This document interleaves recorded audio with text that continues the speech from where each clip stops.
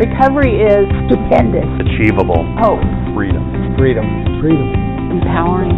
It's unique to everyone. It's a journey, not a destination. Getting a new lease on life. Finding restoration after you fall down. Recovery is having the freedom to enjoy life. For me, it was finding a way to really love myself. My recovery is possible in part because of my own sense of purpose. Hello, and welcome to another episode of Recovery Talks Podcast. I'm Andy Daniel, and I'm here with Todd Tecca. He's a peer support specialist at the Center for Mental Health in Helena. Welcome, Todd. Thanks, Andy. Tell me a little bit about yourself. So I've been involved in mental health for about 12, 13 years, I started out working with kids and families, moved to working with adults on the BHU here in Helena, and then went into some memory care work, and then got my peer support license so that I could be more active in actual therapeutic goals and things at the Center for Mental Health. Great. So why do you believe that peer support is so important to the mental health and addiction community? Peer support, to me, is it's important because I believe that we're the ones that kind of stand in the gap between when folks see their providers and the therapist, and before they get into crisis, we can stand in that gap and help them to really work on some therapeutic goals, to work on their triggers and their skills to overcome those, to really help them to learn how to stay out of crisis. Because oftentimes we don't have somebody to fill that gap. They end up at the hospital, at the ER, or we've had some folks go to jail just because the situation was misunderstood and there wasn't someone there to have that conversation. And so I think it's really important that we as peer supporters come into that role to be able to help out, not just keeping them from the ER and the jail when possible, but to help them learn and grow and then go on and help somebody else. A couple of podcasts ago, and I was talking to somebody else who's also a peer supporter, and they talked about how getting in to see a therapist or someone can sometimes take a long time. So is that what you're talking about? Kind of the peer supporters can sort of meet with the person and make sure that things are being handled before they can see a therapist? Yeah, if there's a time in there that they don't have a therapist, then it does take time to get an appointment and get set up and go through that process. The peer supporter can step in and help them work through some things that they may need to deal with more immediately and be able to help them stay out of crisis before they get to the therapist, and maybe have a little more informed questions and a better idea of what they want to share with the therapist and how to get that across better, what they're really dealing with. And a lot of times they'll have a therapist, but because they're busy, they don't always have time for, if their client's, not quite in crisis, but just needs to talk. Sometimes they don't always have time for that. So as peer supporters, we can kind of fill in there and help out so that the person gets somebody to talk to, somebody that they can relate to, and that can help them hopefully deal with whatever's going on at that moment without having to worry about whether or not they can get into the therapist. Can you talk a little bit about what kinds of things you do with the peers? Like what kind of activities you do? Or a lot of it just depends on the person I'm working with at the time. Sometimes we work on social skills. Sometimes we work on just getting them out and into society and doing some social things and some activities so that they're more comfortable to do those things on their own. Sometimes we work on coping skills, education for them to be able to understand better how to deal with certain things that they're dealing with, because we can all learn from each other. So it really helps, I think, when you can relate to someone and they know that you've gone through that. They feel like they can ask questions a lot easier sometimes. And so sometimes we'll just sit and have a conversation about what their triggers are, what skills are not working anymore, and find some new ones. We can work on some of their goals as far as life goals. Sometimes they have pretty big life goals, but they're not sure exactly how to get there, and so we can line that out. So there's kind of a whole gamut of things that we can actually help with that are beneficial to not only their mental health, but life in general.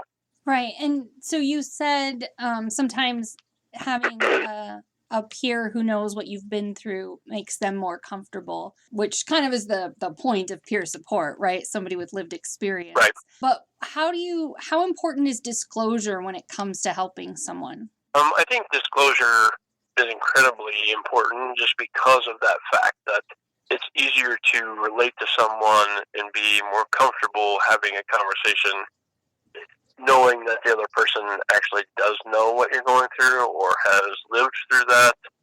And so you may not have the words to explain it, but they truly understand what it is that you're dealing with. So then they can help you on that level, because disclosure really makes you a little more transparent. It's something that, of course, you have to be careful with because you don't want to over disclose. But the more that a person can relate to you, the more they're going to open up, and the more you'll be able to help them find better solutions to the challenges that they're facing. And it builds that trust, and a trust in peer support is truly important, because without that, you're not going to get as far. What other kinds of things do you do to help build that rapport and that trust? Usually, personally, after we have a conversation, I don't go into necessarily my whole life story or anything like that, but I'll share my recovery story, ask them more about theirs, kind of some different points, different questions that may have come up, things that I've learned about them, so that I want to make sure that they know that I'm listening and that I'm hearing what they're taking time to tell me, because that's important. If they're willing to open up and disclose those things that are really they need help with, then we need to make sure that we're listening and paying attention, and that helps build trust as well, because then they know it's just not somebody who's there for a paycheck, because I think we've all heard that, like, oh, it's just your job. But once you open up and disclose a little bit, and you really explain to them what's going on and how to help them, that does build some trust, and it builds from an angle that they can understand, because they've been there, and they then understand that you've actually been there. What is your philosophy when it comes to being a peer supporter? I think peer support, you have to, my philosophy is just to do the best job that I can every day, and know that you have to take a person where they're at, and you have to be able to separate the challenges that they're dealing with, the disorder, the illness, whatever you want to call that.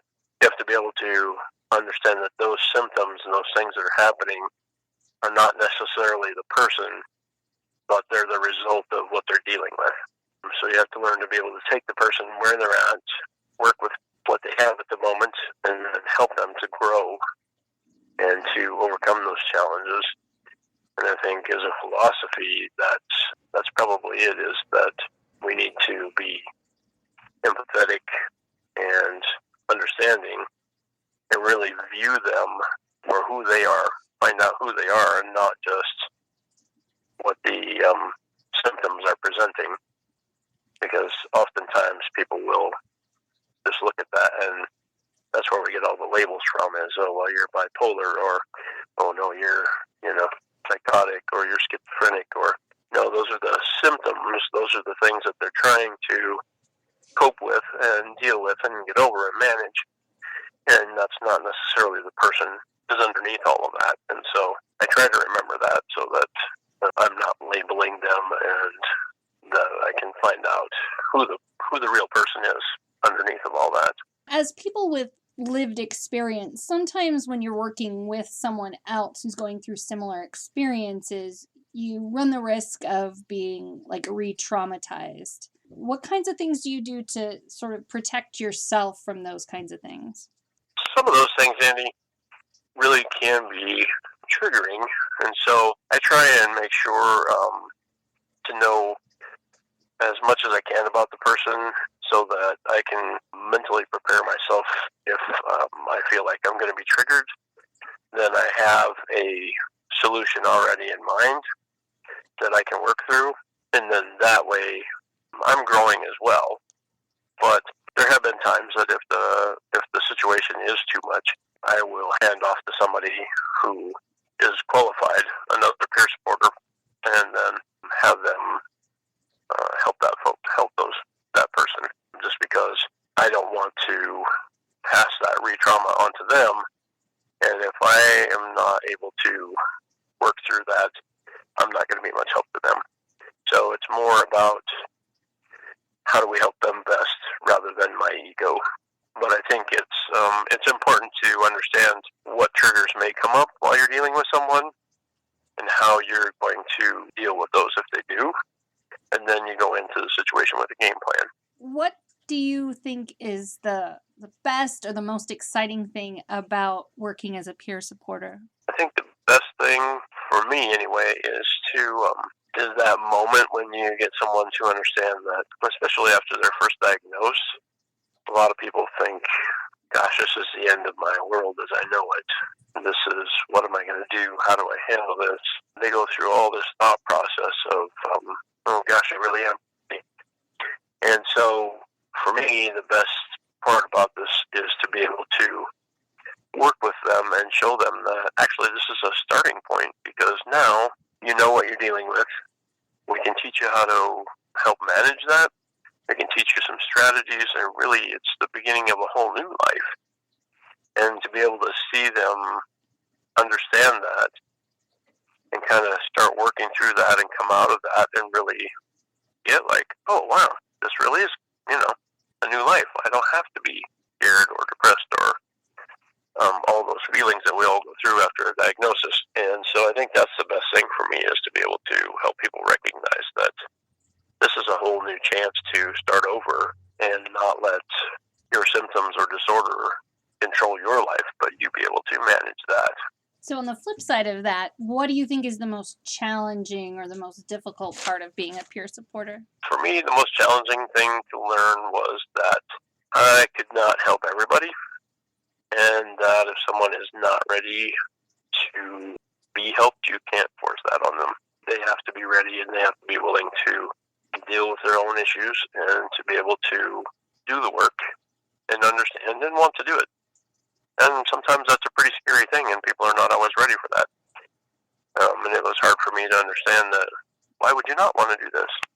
And so, again, the learning lesson of, you have to take people where they're at and just make sure that they know that you're there to support them, and when they are ready, you're there to help them. We really do have to just love people where they're at and work from there and at their pace. Peer support is important, because if we're not willing to help each other, who's going to do that? Well, thanks for talking with me, Todd. This has been some really great information and a good way to look at peer support. Thanks, everyone, for listening. And if you're interested in doing a podcast with us about any topic that you're interested in, please send us an email and we'll set something up with you. We'll see you next time. Recovery works, and recovery is possible. Recovery works, and recovery is possible. Recovery works. Recovery is possible. Recovery is possible.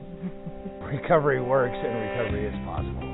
Recovery works. And recovery is possible. Recovery works and recovery is possible. Recovery